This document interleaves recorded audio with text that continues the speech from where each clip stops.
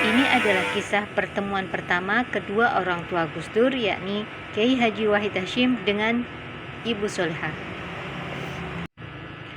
Dalam suatu acara di Jombang kala itu, ada yang mengatakan pemakaman, ada yang mengatakan walimahan. Beberapa anak perempuan sengaja berjalan di depan Wahid Hasyim untuk menarik perhatian lelaki muda yang tampan dan berharisma itu. Wahid Hasyim adalah sosok pemuda idaman di masanya. Ia tampan, rapi, berpendidikan tinggi, dan berwawasan luas. Meskipun ia sering bermusyawarah dan mengutarakan gagasan-gagasannya di depan para kiai sepuh, namun ia mempunyai kepribadian yang santun dan tenang.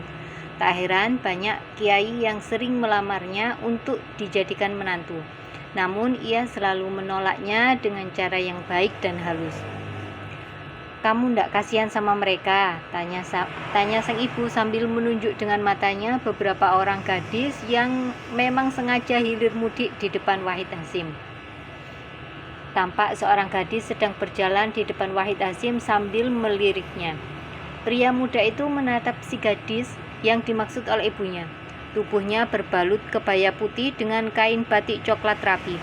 Wajahnya dirias berlebihan dan Wahid Hasyim tidak menyukainya. Tiba-tiba perhatian si bujang tampan itu tersita pada seseorang yang berdiri di belakang gadis tadi. Ia baru saja mengambil piring milik seorang kiai dan membawanya ke belakang. Wajah wanita itu polos tanpa pemerah pipi atau bubur bedak yang terlalu putih. Secara refleks, Wahid Hasyim bangkit, berdiri, kemudian mengikutinya.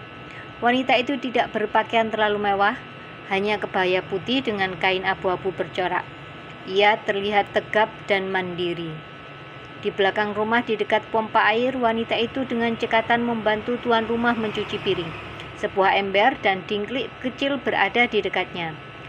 Beberapa saat kemudian wanita cekatan itu merasa diawasi. Ada seseorang yang berdiri di belakangnya. Refleks ia menoleh. "Ya," katanya pada lelaki yang sedang menatapnya. "Oh, itu. Maaf, saya pikir ini kamar mandi." Wahid Hasyim sedikit terbata dan berusaha menguasai diri. Ia tidak menyangka wanita itu akan segera menatap langsung ke matanya. Jantungnya berdegup kencang karena wanita ini. Ia cekatan, dewasa, dan tidak menye-menye. Seorang wanita lain kemudian datang dan menatap Wahid Hasyim. "Ada yang bisa dibantu?" tanyanya. "Ya, mau ke kamar mandi," kata wanita bermata tajam tadi dengan tenang. Tangannya tetap dengan cekatan membasuh piring-piring yang kotor. "Oh, kamu Wahid Hasyim kan?" tanya wanita di dekatnya yang ternyata masih mempunyai hubungan kekerabatan dengannya. Wahid Hasyim kemudian mengangguk. Untuk pertama kalinya tiba-tiba ia merasa bodoh dan tidak berdaya. Semua konsep dan pemikiran tentang perubahan-perubahan dalam pesantren hilang begitu saja. Jangankan konsep, tindakan sederhana seperti harus kemana kakinya melangkah dan apa yang akan dikatakannya pun serasa melayang. Wahid Hasyim menyadari keadaan dirinya yang tak seperti biasanya. Otaknya tidak mau diajak berkompromi, padahal ia ingin sedikit terlihat lebih pandai di depan wanita yang membuat hatinya berdegup kencang ini. Ia memilih satu-satunya refleks yang masih dimilikinya, pergi. Dan sepanjang sisa acara, pikiran Wahid Hasyim tidak dapat lagi berkonsentrasi. Semua yang dilihatnya berubah menjadi wanita berwajah kotak dan bermata tajam tadi. Ia pun menghembuskan nafas lega ketika akhirnya sang ibu memutuskan untuk pulang. Wahid Hasyim segera mengambil mobil dan menunggu ibunya di depan tenda hijau. Dari jauh ia melihat Kiai Hasbullah, seorang kiai senior. Tiba-tiba ada yang masuk dari pintu belakang. Wahid Hasyim merasa agak heran, biasanya ibunya akan segera mengambil tempat di sebelahnya. "Ayo cepat Jayus, kita pulang ke rumah," wanita itu berkata sambil menepuk punggung jok mobil. Wahid Hasyim melongok ke belakang dan betapa terkejutnya dirinya saat melihat wanita itu berada di dalam mobilnya.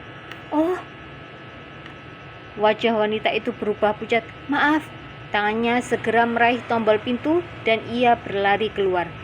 Wahid Hasyim membuka pintu mobil dan memanggil seseorang yang dikenalnya yang kini bekerja pada Kiai Hasbullah. "Jayus?" Wahid Hasyim berlari-lari mengejarnya dan menyetopnya. Ya, Jayus terlihat agak terengah-engah. Wahid Hasyim mengenali Jayus karena ia pernah nyantri di pesantren Tebu Ireng. "Siapa wanita itu?" tanya Wahid Hasyim. "Siapa?" "Wanita yang kau antar," kata Wahid Hasyim berusaha mengimbangi kecepatan jalan Jayus. "Oh, Munawaroh, cucu Kiai Hasbuwah, anak Kiai Bisri Sansuri." Wahid Hasyim tersenyum di kurung. "Munawaroh, ia terlihat dewasa," gumam Wahid Hasyim. "Ia janda yang ditinggal mati suaminya." "Maaf, aku harus pergi," jawab Jayus kemudian berlari dengan tergesa meninggalkan Wahid Hasyim dan mendekati mobil yang memang mirip dengan mobil milik Wahid Hasyim. Tidak heran wanita tadi bisa salah masuk mobil, pikir Wahid Hasyim. Ia tersenyum mengingat bagaimana wanita itu memerintah dirinya dan betapa terkejutnya ia saat mengetahui bahwa ternyata ia salah memerintah.